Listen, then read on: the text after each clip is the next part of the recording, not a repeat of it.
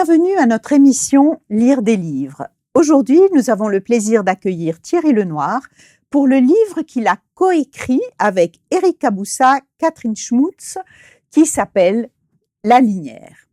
Bonjour Thierry, c'est un plaisir de te voir ici. Comment vas-tu ? Mais je vais bien. Tu vas bien. Merci. Alors, pour ceux qui ne te connaîtraient pas, voilà une brève présentation de qui tu es. Tu es belge de naissance, suisse d'adoption, pasteur de formation, et tu as commencé ta carrière en t'occupant de jeunes en Suisse romande, et depuis une vingtaine d'années, tu es aumônier à la clinique La Linière à Gland, en Suisse. Tu as aussi passablement œuvré dans le domaine de l'interreligieux, étant un des membres fondateurs de la Maison du dialogue interreligieux de l'Arzilier à Lausanne. À côté de ta profession, tu as une passion qui est le violon. Tu es donc un excellent violoniste et tu as bien su faire vivre cet art et d'autres dans le cadre des activités culturelles de La Linière. Et au milieu de toutes ces occupations, tu as écrit de nombreux livres de méditation avec les éditions Vie et Santé, 2 livres en lien avec ton travail à La Linière, et depuis quelques années, un roman et des livres de spiritualité avec les éditions Cabedita. Une vie riche qui a su agréablement mélanger ton côté artistique avec ton amour de la spiritualité. Tu es marié, père de 2 enfants adultes et grand-père d'une petite fille. Alors j'ai envie de te poser une question. Face à une vie si active, que rêves-tu de vivre encore ? Alors des rêves, j'en ai toujours eu beaucoup. Il paraît qu'il faut avoir des rêves immenses pour que quelque chose puisse se réaliser. Donc je continue à rêver, même si j'approche d'une manière très soudaine de la retraite, mais ça ne veut pas dire grand-chose. Donc j'ai encore des rêves d'accompagnement, des projets d'accompagnement, notamment à La Linière, puisqu'on va partir aussi dans un centre ambulatoire d'accompagnement divers, du corps, de l'âme et de l'esprit. Et puis j'ai encore plein de projets d'écriture aussi, et voilà. Donc des projets de musique aussi. Et puis j'ai envie de m'occuper un petit peu de ma petite fille aussi, de la famille. Donc voilà. De beaux projets en perspective. Donc avec la retraite, rien ne va s'arrêter. Ça ne veut pas dire grand-chose. Voilà. Alors, comme nous l'avons dit tout à l'heure, il y a quelques semaines, tu as collaboré à l'écriture d'un livre sur La Linière. Mais avant que nous en parlions, eh bien, j'ai pris le temps de le lire et je vous livre mes premières impressions. Pour peu que vous habitiez la région lémanique entre Genève et Lausanne, vous connaissez forcément La Linière située sur la commune de Gland. Actuellement, c'est une clinique privée, mais cette magnifique propriété a des traces extrêmement anciennes. Alors, dans ce livre, entre anecdotes extravagantes et histoires vraies, ce livre cherche à retracer toute l'histoire de cet endroit avec le plus d'exactitude possible. Alors, pourquoi vous présenter ce livre aujourd'hui ? Eh bien, parce que c'est un lieu magnifique, à quelques encablures du lac Léman. La lumière, le cadre, les arbres centenaires, tout y est pour que ce lieu ait quelque chose de particulier. Et puis, c'est un endroit chargé d'histoire, avec la fréquentation de Voltaire, avec une histoire de brigands et même une histoire de princesse russe. Bref, voilà de quoi aiguiser mon plaisir à découvrir des moments du passé. Sans oublier que c'est à cet endroit qu'un certain docteur De Forest, grand ami du docteur Kellogg, oui, l'inventeur des cornflakes, créera un sanatorium à la fin du XIXe siècle. Alors ce livre est divisé en 2 parties. La première partie, c'est l'histoire du lieu depuis le XIe siècle jusqu'au XIXe siècle, qui est contée, avec des extraits de lettres des seigneurs de la région de Nyon et le passage du bien connu Voltaire. Et je ne pensais pas que ce domaine avait une telle importance dans la région nyonnaise. La deuxième partie va raconter l'histoire du domaine de La Linière, depuis le moment où il a été racheté par l'Église adventiste vers les années 1900, une église qui cherchait à faire grandir son mouvement sur la santé en créant un institut sanitaire. Dans cette partie, j'ai été impressionnée par l'esprit novateur de ceux qui se sont engagés dans cette aventure. Rien ne leur faisait peur et les médecins de l'époque osaient s'engager dans des voies encore nouvelles pour cette période. Bref, Si vous connaissez cet endroit magnifique et que vous souhaitez connaître son histoire, bien je vous encourage à lire ce livre. La Linière est bien ancrée dans le passé, avec de belles perspectives d'avenir. Voilà, j'ai eu énormément de plaisir à le découvrir, Merci, ce livre. en tout cas, c'est un bon résumé. Et puis maintenant, j'avais envie de te poser la question, pourquoi avoir écrit un livre sur la Linière? Finalement, toi, Éric Caboussat et puis Catherine Schmutz. Peut-être dire aussi un mot par rapport à ces deux autres Tout auteurs. à fait. Bon, la Linière est un lieu qui m'est très cher depuis, et ça c'est pour des raisons personnelles. Ma grand-mère était une des premières infirmières et j'ai des souvenirs d'enfance de ces lieux. Je n'imaginais bien sûr pas qu'un jour je serais l'aumônier de la clinique et on m'a bombardé de ce titre de responsable du patrimoine historique de la Linière parce que c'est vrai que je le porte très à cœur et je voyais au fil des années petit à petit des souvenirs qui s'estompent, des témoins du passé qui sont plus là, et puis l'histoire se raconte, se transmet, et elle n'était plus très fiable. Si tu me permets, Oui. j'ai été très étonnée de voir dans ce livre que tu parles d'une dame un peu âgée, que je connais aussi, qui a 100 ans, voilà, et qui a connu le docteur de Forest, tout à fait, qui est un des initiateurs de la Linière. J'ai été... Absolument. Je me suis dit, il y a encore plusieurs témoins de cette histoire. Oui, mais des gens d'un certain âge, y compris mon père que je cite, puisqu'il nous a quittés il y a très peu de temps, à 99 ans. Donc lui-même m'a raconté quelques souvenirs du docteur de Forest. Donc on a encore des témoins directs. Mais c'est vrai qu'il nous manquait un ouvrage sérieux. Je dis pas que c'est pas sérieux, les témoignages oraux, mais ils ont un peu cette tendance, d'une part, à se perdre et puis un petit peu à se déformer. Et là, j'avais envie avec une équipe d'historiens, avec les compétences d'historiens, de retrouver un petit peu toutes les traces sérieuses et historiques. Quand je dis sérieux, c'est pas rébarbatif, de loin pas, parce qu'il y a même des choses qui dépassent même ce que l'on racontait de la Linière, qui sont encore bien plus intéressantes, et souvent la réalité est encore plus intéressante que ce qu'ils racontaient oralement.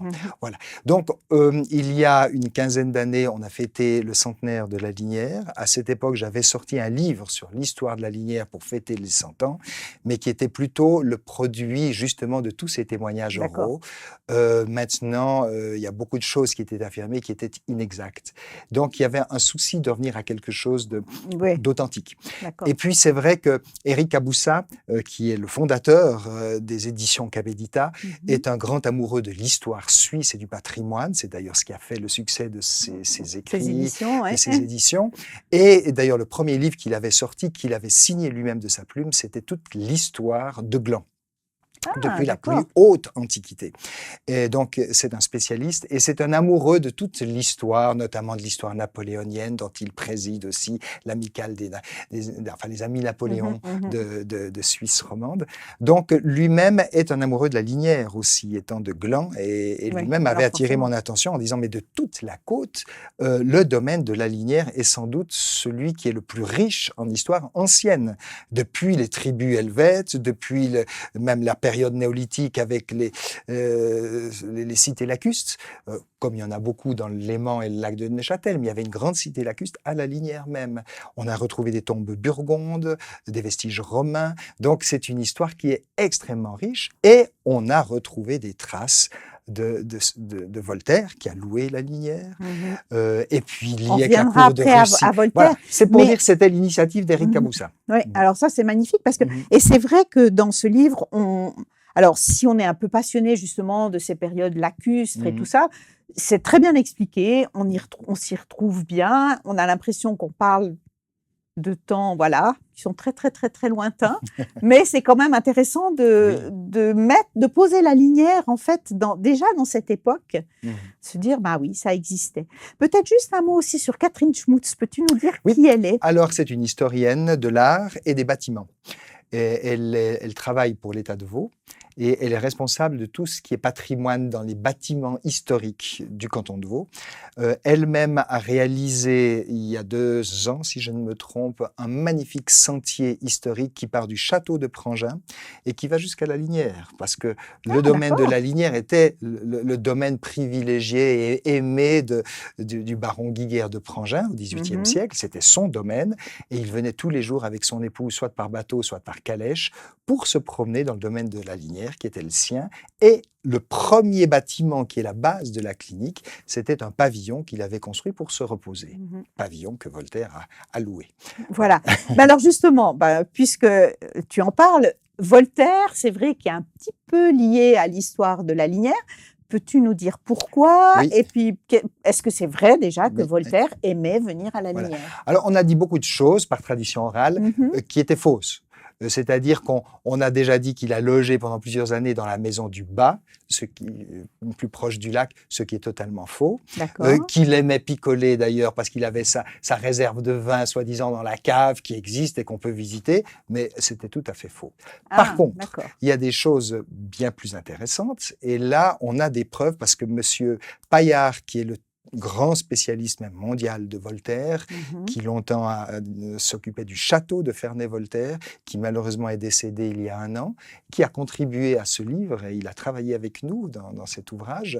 Et c'est lui qui l'a révélé de nouveau parce que les historiens avaient complètement oublié qu'en 1775, Voltaire a loué le domaine de la Linière parce qu'il était amoureux de ces lieux et qu'il ne voulait pas mourir dans son château et surtout pas sur territoire français.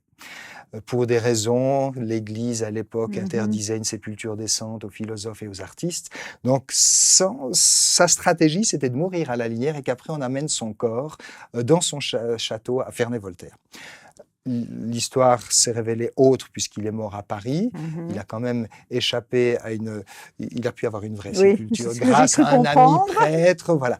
Mais toujours est-il que cela montre qu'il aimait ces lieux, d'autant plus que dans ces lieux, dans la maison du Bas, vivait le juriste de Prangin, le châtelain de Prangin, qui était monsieur de Ribeaupierre. Et Voltaire était très ami de Ribeaupierre. Et c'est ainsi, et là, tout d'un coup, on ouvre un pan qu'on ignorait totalement. Le fils de Ribeaupierre, qui est né à la Linière, était un peu le protégé de Voltaire. Et Marc-Étienne de Ribeaupierre a été envoyé par Voltaire et recommandé par Voltaire à la cour de Catherine II de Russie. Et il est devenu coiffeur de ces dames et également général d'armée de Catherine II. Et paraît-il qu'il était fort bel homme. D'accord. Donc, il a séduit toutes les princesses de la cour de et Russie. Puis finalement, il en a choisi une, la princesse Bibikova, qui est devenue son épouse, qui chaque année venait à la Linière voir la belle famille et qui est tombée amoureuse de la petite maison, celle que Voltaire voulait louer d'ailleurs, et elle a souhaité que cette maison soit achetée. D'accord. Mais si je comprends bien, quand on parle de la petite maison, c'est le bâtiment principal de la Linière actuellement, mais c'est la première partie. C'est la première partie. Après, par la suite, on a raponté toute une série de bâtiments qui partent du côté Lausanne. C'est la toute première partie vers l'entrée, qui a d'ailleurs des pierres un peu différentes, auxquelles, en 1976, on a rajouté, hélas, j'ai envie de dire, un étage, ce qui a dénaturé un tout petit peu la maison d'origine. Mais la maison elle-même est toujours là. Et c'est vrai qu'on a retrouvé dans les archives cantonales des centaines de pages qui racontent l'histoire de cette maison, jusqu'à même la description du mobilier, des couleurs, des tapis, des lustres. Et puis, on a retrouvé des plans, des projets que les propriétaires successifs ont fait. Notamment, on voulait transformer cette petite maison en château avec des tours de chaque côté. Et on a les plans de tout ça. Mais d'ailleurs, ce qui est intéressant, justement, c'est que dans le livre, vous avez mis aussi, il y a quelques photos de certains plans, de la maison à l'origine. Et voilà, quand on connaît en plus un petit peu le lieu, ça parle un peu plus et je trouve très beau de voir ça. Oui. Là, tu nous as parlé de Voltaire, d'une princesse russe qui a donc foulé les pieds de la Linière. Mais il semblerait qu'il y a eu aussi des affaires un peu plus louches, on va Alors, dire. après cette période, donc milieu XVIIIe siècle, le domaine finalement a été vendu à différentes propriétaires, dont un comte espagnol de Madrid, le comte de D'accord, Sessa. C'est ouais. lui qui a voulu transformer ça. C'était magnifique le projet qu'il avait, qui malheureusement n'a pas eu lieu. Ça a été vendu après à d'autres propriétaires jusqu'à un certain Desgautières, tous des gens nobles, parce que c'était vraiment un J'imagine que beau c'était domaine un noble. beau domaine, hein. Et ce qui s'est passé, c'est que, petite histoire, dans les années tout début 1800, là on est du côté de l'Italie, dans le Piémont, il y avait un physicien architecte reconnu, encore aujourd'hui connu dans certains manuels de physique, parce qu'il était physicien d'abord, Monsieur Bérodeau, qui a fait des découvertes, mais qui avait une face cachée. C'était un peu le Farinet. Valaisan. Voilà, de Valaisan. Il faisait des faux Napoléons, il faisait des fausses pièces. C'était un faux monnayeur. Et en Italie, ça a commencé à mal tourner pour lui. Il a dû quitter, il s'est sauvé du Piémont et on l'a cherché partout. Et jusqu'en 1802-3 à peu près, on l'a retrouvé à la Linière. Il s'était installé là. Il avait creusé un tunnel. Ah, oulala. Et ça, ce tunnel, ça a longtemps... On le savait par tradition orale, Mhm. on a fantasmé sur ce tunnel, on l'a même imaginé allant jusqu'au lac pour pouvoir se sauver, D'accord. ce qui est totalement faux, mais tant de jeunes, d'enfants, d'adolescents ont rêvé de ce tunnel. Mais il n'y a pas de tunnel. Il y en a un. Ah, il y en a un quand même. Mais c'est plutôt des caves. Et c'est les caves actuellement de la cuisine, de la Ah, Linière, d'accord. caves voûtées. Et là, on a maintenant des preuves parce que Catherine Schmutz a découvert, il y a à peine quelques mois, que ce Bérodeau est connu des archives cantonales et on a retrouvé tout son procès, 2000 pages manuscrites sur l'arrestation à la Linière de Bérodeau et son procès. Et c'est Écrit très tout à la main en cocasse. plus, hein. Tout écrit à la main, magnifique d'ailleurs.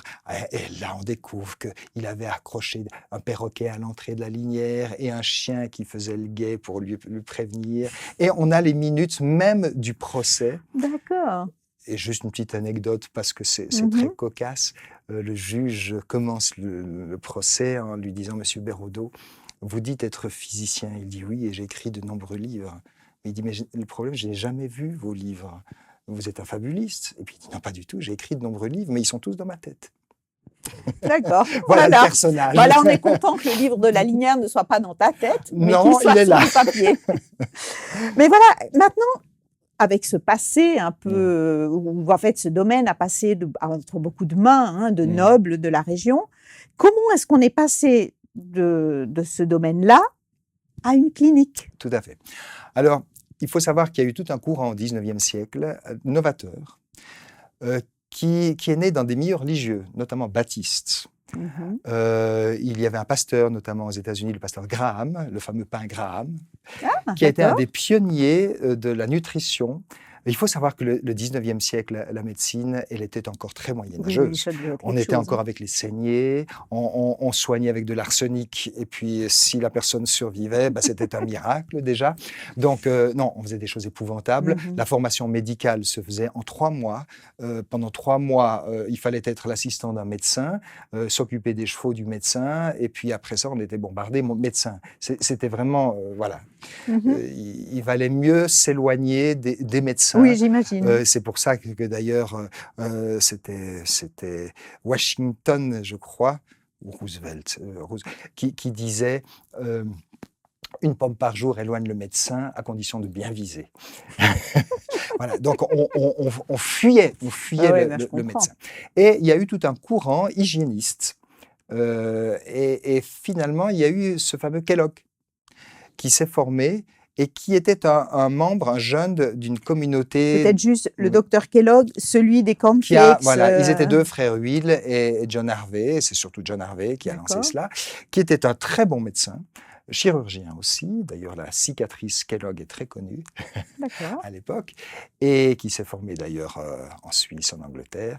Et toujours est-il qu'il a lancé tout un concept d'une approche de la santé holistique, globale.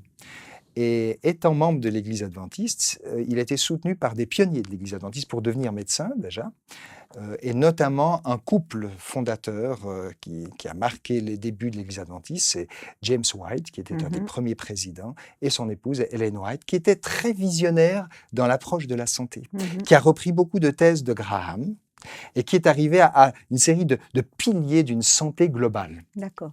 Et c'est elle qui a poussé ce Kellogg à créer des centres hospitaliers. D'accord. Mais alors, quand on sait que l'Église adventiste est née dans ces années-là, c'était certainement pas une Église très riche, surtout à l'époque.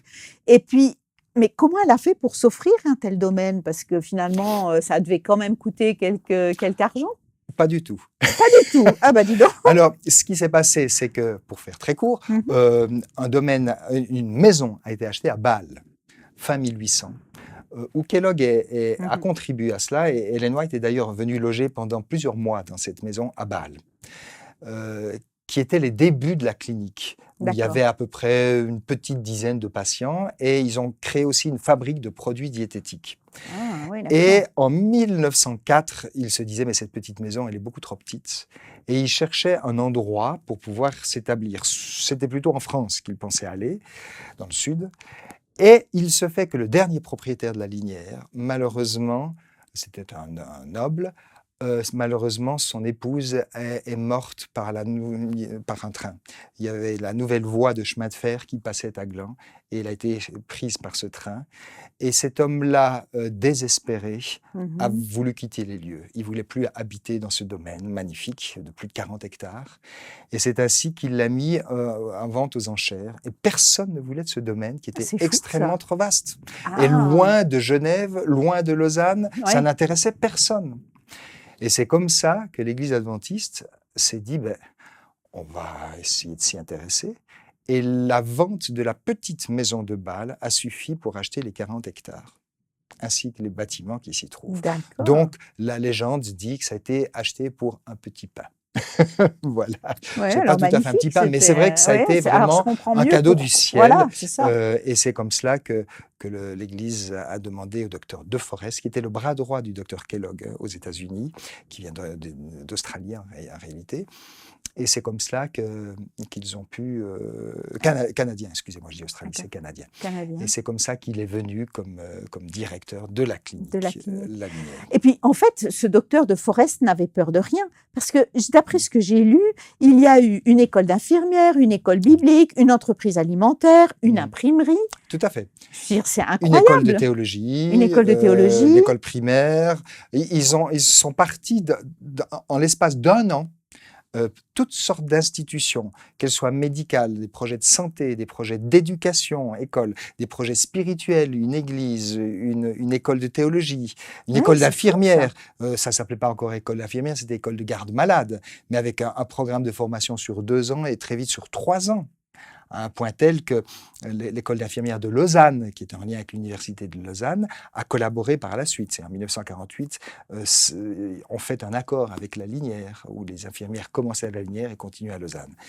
Mais je dirais ce sont des visionnaires qui sont venus avec...